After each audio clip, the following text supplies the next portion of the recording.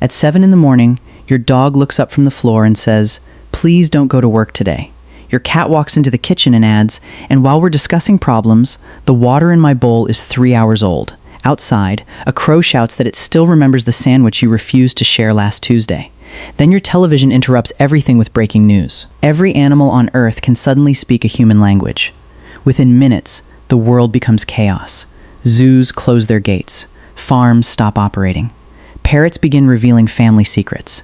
Dogs finally explain why they bark at empty corners. And cats confirm what many people already suspected. They heard you calling them. They simply chose not to respond. At first, this sounds like the greatest scientific breakthrough in history. We could ask whales what their songs mean, elephants what they remember, and pets whether they truly love us. But here is the first surprise. Giving animals human words would not automatically give them human minds.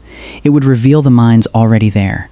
And what we heard might be much stranger than expected. Human speech requires precise control of breathing, the tongue, the lips, and the voice. Some animals already possess pieces of this machinery. Parrots and songbirds can learn new sounds by listening and practicing. Some apes can understand symbols and familiar spoken words. A few unusually gifted dogs have learned the names of dozens, or even hundreds, of objects. None of this proves that animals possess human language. It only suggests that some of the building blocks already exist. So imagine that one final barrier disappears. Animals keep their current brains, instincts, memories, and senses, but can translate their thoughts into words we understand. The first conversations would probably disappoint anyone expecting a furry philosopher. Your dog might not explain the meaning of life. It might say, "Walk," "Food," "That man smells nervous." Your suitcase means you are leaving. Your cat might offer an even shorter statement. No, language would not magically create new ideas. It would simply give existing ideas a way out. And those ideas would come from minds shaped by completely different bodies. Humans experience the world mainly through vision. Dogs live inside a universe of smell.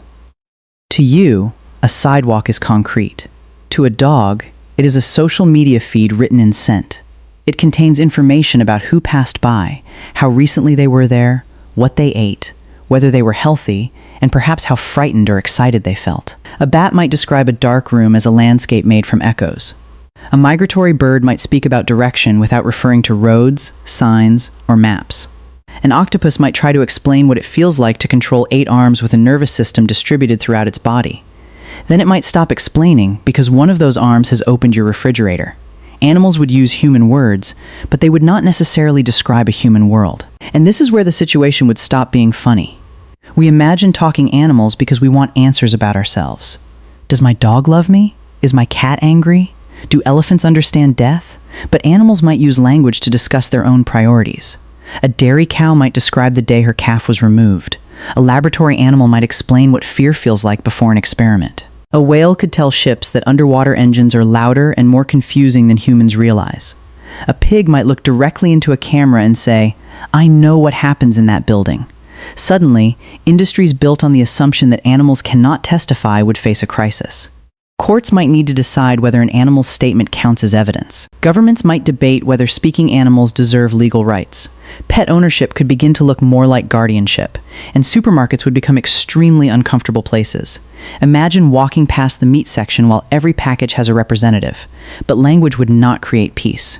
Predators would still need food. Prey would still run. A lion capable of saying, "I am hungry," would remain a lion. A gazelle might beg for its life. The lion might understand every word and still attack. Speech is not the same as kindness. Humans demonstrate this every day, usually internet comment sections. Animals might also lie, threaten, negotiate, or manipulate. Rats could warn one another about traps. Crows could exchange descriptions of dangerous humans. Monkeys could organize food thefts with terrifying efficiency. Your dog might claim it has not eaten all day. Your second dog might immediately expose the lie. But the biggest change would not be scientific or legal. It would be emotional. Because eventually, animals might tell us something we did not want to hear. What if the first important message was not, "We love you"? What if it was, "We are afraid of you"? For centuries, humans have often treated silence as emptiness. Because animals could not answer in sentences, we assumed there was less happening inside them.